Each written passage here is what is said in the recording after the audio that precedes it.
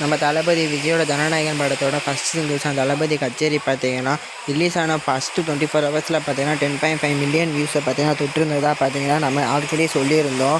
இப்போ என்ன நடந்திருக்குன்னு பார்த்தீங்கன்னா ரிலீஸ் ஆன 3 நாளுக்கு அப்புறம் பார்த்தீங்கன்னா லாஸ்ட் 24 ஹவர்ஸில் மட்டும் பார்த்தீங்கன்னா 20 மில்லியனுக்கு அதிகமான வியூஸை பார்த்தீங்கன்னா தொட்டிருக்கு.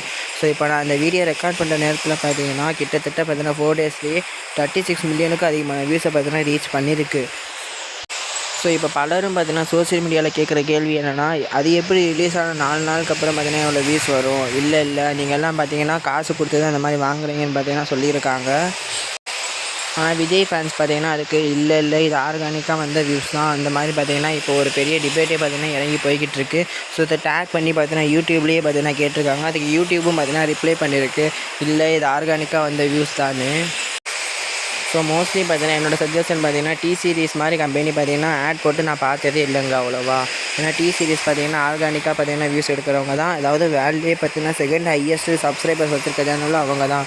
ஸோ எனக்கு தெரிஞ்சு பார்த்தீங்கன்னா இது ஆர்கானிக்காக வந்த வியூஸாக தான் இருக்கும். ஸோ இந்த சாங்கு பார்த்தீங்கன்னா உங்கள் ஒப்பீனியனை பார்த்தீங்கன்னா கமெண்ட்டில் சொல்லுங்கள்.